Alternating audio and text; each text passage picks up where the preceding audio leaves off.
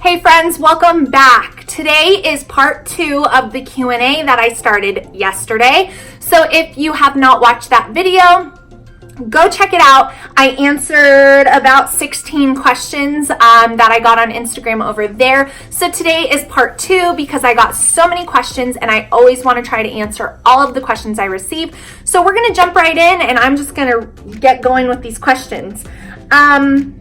I don't want Bjorn asked me, what kept me motivated when I was injured, and did I struggle with self-image during that time? She's been around for a while, so thank you for sticking with me. In April of 2018, I ran another half marathon. I had an amazing PR, which is a personal record. And it was amazing and I was so proud of myself. And unfortunately, I didn't know it at that time, but I did actually injure my knee pretty severely. I don't think that it was just on that day because I didn't fall, I didn't trip. Anyways, long story short, I had a pretty severe knee injury that could not be fixed by surgery, which was actually worse because I had to let it heal on its own. And it took about 3 months before I was even able to do like any type of leg exercise. And when you're someone who works out pretty intensely, as many days as I do, this was a really hard time for me. So, what kept me motivated? Quite honestly, I had worked so hard that the thought of losing all of my strength and all of the muscles that had took me years to build was enough for me to just do whatever I could do. I mean, when I had a knee brace on, I was sitting on the weight bench and I was doing shoulder presses and bicep curls. When I couldn't do push-ups, I was doing them like on the wall, modified. Like I just did not want to lose everything I had worked years to gain. The second thing that really kept me motivated was the fact that exercise isn't just physical for me. I personally have struggled with anxiety in my life, and I have some hormonal imbalances, and exercise is the number one thing that makes me feel human. So I knew that if I just completely stopped, that I was literally going to become depressed because my brain relies on that chemical stimulation of exercise. Like literally, it's a physiological thing. And so that kept me motivated. And I am the personality type that I don't like to feel defeated. So quite honestly, I viewed that injury as a setback, as a temporary problem, and I didn't want to give it a victory. Like, I will run again. I will get better. Like, I will stay fit through this. And so I just did what I could do as I progressed, and I took care of myself and I listened to my body, and I didn't do anything that really that I shouldn't have been doing. So those are the things that kept me motivated. Did I struggle with self-image during that time? Yeah, because when you're a woman and you're used to exerting yourself in a certain level, it's very easy to look in the mirror and feel a little bloated that day and then, pinpoint it on the fact that you haven't been doing a million burpees a day like you usually do. So I did struggle a little bit, not terribly. I kind of just always made sure that my clothes stayed fitting, and I really watched my nutrition to make sure that because my workouts were a lot less intense, that I wasn't, eating as if I was working out extremely intensely. A Place of Story asked, how do I help my kids through fighting and arguing? My kids fight and argue, you guys. They just do. They're all so close in age. So we hit like developmental things. When they were babies, it was the same. And when they're preteens, it's the same. We're in the same stages, lots of them at the same time. That presents its own challenges. So how do I help my kids through a fight? Well, I only intervene if it's getting really ugly because I think my kids need to learn conflict resolution. And so sometimes I'll hear the beginnings of what sounds like a fight, but I don't always interject myself, and that is hard. But I think it helps in the long run to not always be the referee for every single sibling tiff. The next thing that I do is I level it down. So if they're arguing and it's, it's escalating and I can see that it's not going to go well, then I will intervene and I will allow them to talk one at a time, definitely not at the same time, and hear them out. And then I will decide, who's at fault based on what I've been told. And then, we will discuss it. And then, I try to get them to apologize. But one thing that I've really shied away from doing is forcing my kids to say sorry. I don't want my kids to say sorry if they truly don't mean it in their hearts. And I tell them that. So sometimes we need a cooling off period, and I will allow them that, and I will tell them, once you feel ready to apologize, then, you can come out when you feel ready. But I don't want you to apologize unless you actually mean it.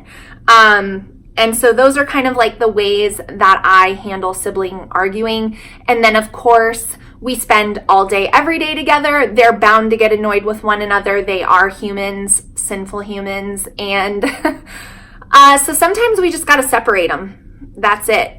Go in your rooms for an hour. Everybody separate. So those are my biggest tips. Somebody asked me, did I have postpartum depression after any of my pregnancies? I did have postpartum depression after my child number 3. Landon is his name. I personally think that I had postpartum depression because of the pregnancy that I had. Leading up to finding out I was pregnant with him, I had 3 miscarriages in a row, and all within like a 6-month time period.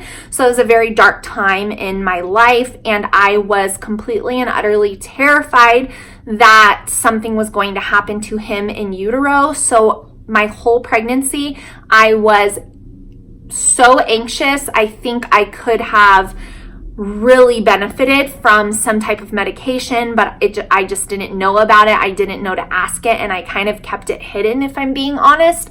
But I went to labor and delivery over 6 times because I thought he had passed away in utero because I didn't get my kit count, and I was a paranoid, terrified wreck.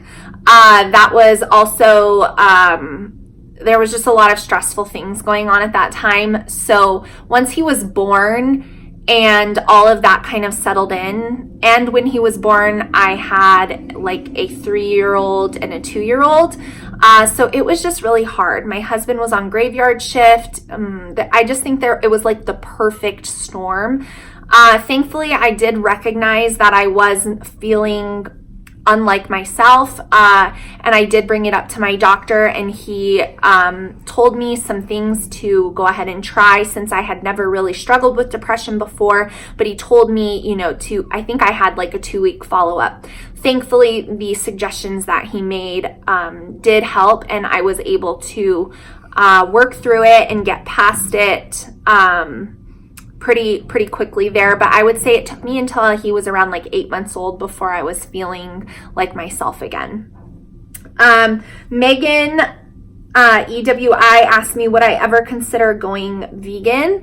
No, I would not. No, veganism is not for me. Sutton Shiloh asked, for home date nights, she has trouble with no sitter. This was a fun question because I was like, oh my gosh, I need to think of my own date night ideas. Number 1, a fire pit with your husband. Bring some blankets out after the kids go to bed. There's no screens allowed, no phones. Talk, catch up.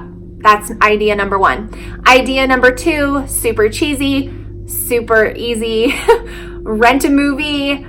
Hang out in your room, wherever, just you two.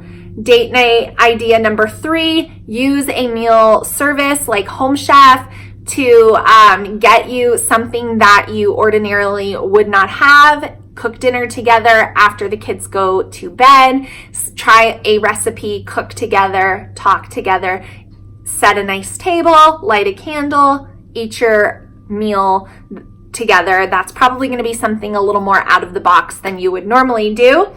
What else? Games are fun. Whatever kind of games you guys like. My husband and I do enjoy playing just a game night together, hanging out. Those would probably be my easiest ones. I'm sorry they're not more inventive, but that's all I've got. The next one was, do our family support us in homeschooling? I think so. It's not something we ask them for validation a lot in, so I'm not quite sure. But I do think that they are supportive. I think they see that our kids are thriving. The next question, what did I write here? Oh, Sherry asked, do we hit every subject every day in school, homeschool, or do we block schedule? We do pretty much everything every day, unless we're like in a summer season where we're doing a little bit lighter of a load. Last year I tried alternating history and science. I'll probably do that again, but everything else we do every day. Bree Rund asked me, have I ever had Botox and what are my thoughts on it? I was like, oh, this question. So actually, yes, I did try Botox one time. It was in November of this past year. So the effects clearly have worn off. I actually tried like the generic brand of Botox called Dysport, I believe. I have a friend who is a nurse practitioner who is certified to do those injections. And she called me. It was actually on my birthday, and she needed someone to come in kind of not like as a model, but like, I don't know, as someone to do it. And she had someone lined up and they had to cancel. So she called me and asked if I would be interested. So I actually didn't have a ton of time to research it before I agreed, but my best friend had it done already, and she loved it, told me all about it. A lot of people are really misinformed about it, thinking of like the way it used to be where your face is completely immovable. Botox or Dysport now, when done properly and on someone my age, is actually really good for preventative prevention, so that the indentions are from overactive muscles in your face. And if you're a really expressive person like me, I can, look at that. Whoa. So it's more prevention. So I loved it. I did get a pretty bad headache for like 3 days afterwards. But here's the thing, guys. I haven't done it again because it's expensive. I would pay for it though if it lasted longer than it did on me. It only lasted about 8 weeks, and it's for my amount of units that I need, it would be between like $400 and $500, and I just cannot be paying that every 8 weeks.